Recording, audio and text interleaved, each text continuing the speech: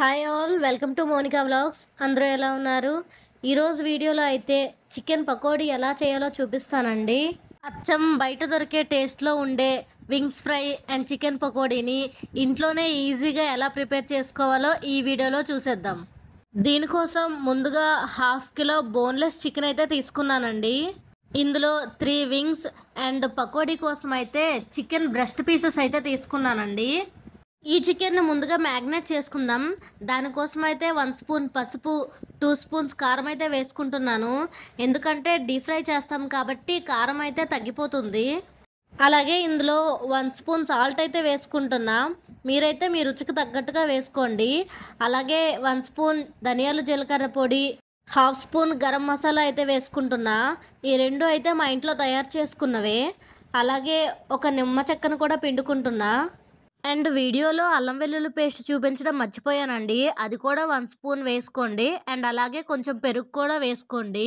పకోడీ కోసం కాబట్టి ఒక full spoon rice powder, 2 spoons corn powder కూడా వేసుకోండి. మీకు కావాలనుకుంటే ఇందులో 1 స్పూన్ శనగపిండి కూడా యూజ్ చేసుకోవచ్చండి. కానీ కార్న్ పౌడర్ వేసుకున్నాం కాబట్టి యూజ్ చేసుకోకపోయినా పర్లేదు. నేనైతే వేసుకోవట్లేదు. అలాగే ఇందులో కొంచెం ఆయిల్ కూడా వేసుకొని అంతా కలిసేలా బాగా కలుపుకోండి. ఇదంతా కలుపుకునేటప్పుడు మీకు బాగా పొడిగా అనిపిస్తే కొంచెం వాటర్ కూడా వేసుకోవచ్చు.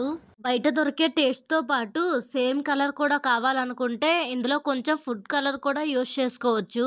నేనైతే రెడ్ కలర్ ఫుడ్ కలర్ ఇందులో వేసుకున్నానండి. అంతా బాగా కలుపుకున్న తర్వాత 30 మినిట్స్ పాటు మ్యాగ్నేట్ చేసుకోవాలండి. దీన్ని సైడ్కి పెట్టుకోవడమే, ఫ్రిడ్జ్లో పెట్టుకోవాల్సిన పని అయితే లేదు. హాఫ్ అన్ అవర్ తర్వాత చూస్తే చికెన్ మ్యాగ్నెట్ అయిపోయి ఉంటుందండి. సో ఇప్పుడు మనం దీన్ని ఫ్రై చేసుకోవడం కోసం ఒక ప్యాన్ పెట్టుకొని అందులో ఫ్రైకి కావాల్సినంత ఆయిల్ అయితే వేసుకోండి.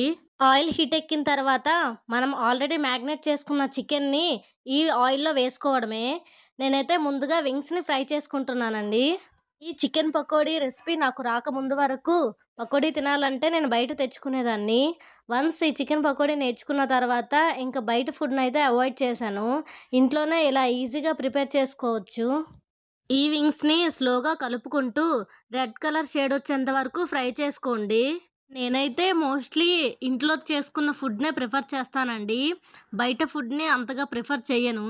తప్పనిసరి సిచ్యువేషన్లో బయట హాస్టల్స్లో ఉండేటప్పుడు మాత్రమే బయట ఫుడ్ని తినడానికి ఎక్కువగా ఇష్టపడతాను. లేకపోతే ఎక్కువగా ఇంట్లోనే ప్రిపేర్ చేసుకుంటాను.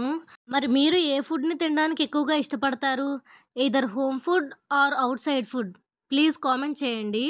ఇలా రెడ్ కలర్ షేడ్ వచ్చాక ఇంకా ఆయిల్ నుంచి తీసేయడమే. ఈ చికెన్ పకోడీని ఒక స్టార్టర్ లాగా ట్రై చేయొచ్చు. ఫ్రీ టైంలో ఒక స్నాక్ లాగా కూడా తినొచ్చు. అలాగే రైస్తో కూడా తినొచ్చు.